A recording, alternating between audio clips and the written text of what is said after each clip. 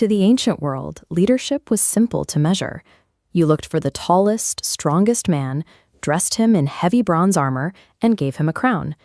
King Saul fit this standard. He physically towered over the nation of Israel, a rigid, imposing figure of military might. Physical dominance is a fragile metric. Beneath the royal armor, Saul repeatedly ignored the commands of the God who placed him there. His internal rebellion stripped him of his mandate, leaving Israel with a hollow king and a leadership vacuum. To fill this vacuum, the prophet Samuel was sent in secret to the house of Jesse. One by one, 7 tall, battle-ready men stepped forward. By every conventional human standard, the oldest son Eliab looked the part. Yet 7 times, the divine verdict was no. The next king was not in the lineup. He was the youngest brother, David, out tending sheep in the fields. He was so easily overlooked that his own father had not thought to call him from the quiet hillside when the prophet arrived. God evaluates potential through a different lens. While the world measures authority by outward appearance and physical intimidation, authority is rooted in the unseen condition of the heart. Years later, that unseen condition was tested. Israel and the Philistine army found themselves locked in a standoff across the valley of Elah. From the Philistine camp emerged Goliath, a champion standing over 9 feet tall and encased in thick bronze armor. He was the embodiment of physical supremacy. Every day for 40 days, he challenged the Israelites to single combat, and every day, the entire army of Israel, including King Saul, shrank back in terror. When David arrived to bring supplies to his brothers, he found soldiers paralyzed by logic. A boy cannot fight a seasoned giant.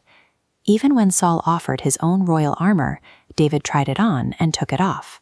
It was too heavy, untested, and relied on the same failing logic that had frozen the army. David picked up his shepherd's staff, chose 5 smooth stones from a nearby brook, and ran toward the giant. He loaded his sling, released it, and struck Goliath in the forehead. The champion fell face down into the dirt, defeating conventional military logic in an instant. Efficacy does not require superior force or the largest weapons. True power is maintaining the clarity to see a vulnerability and the courage to take action when everyone else is immobilized by fear. The victory brought David to the royal court, where he caught the attention of Jonathan. Jonathan was the king's son and the rightful crown prince. He watched a shepherd boy defy a giant and recognized that God's favor was on David.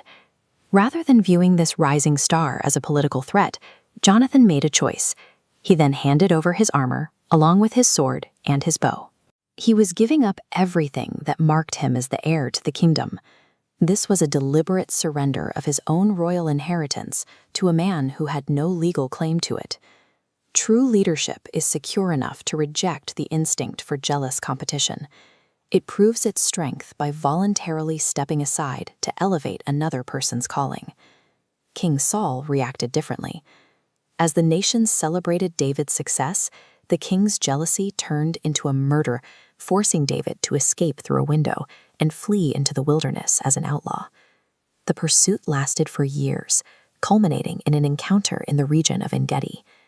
King Saul entered a dark cave, unaware that David and his band of fugitives were hiding in the shadows of that exact cavern. The tactical advantage was absolute.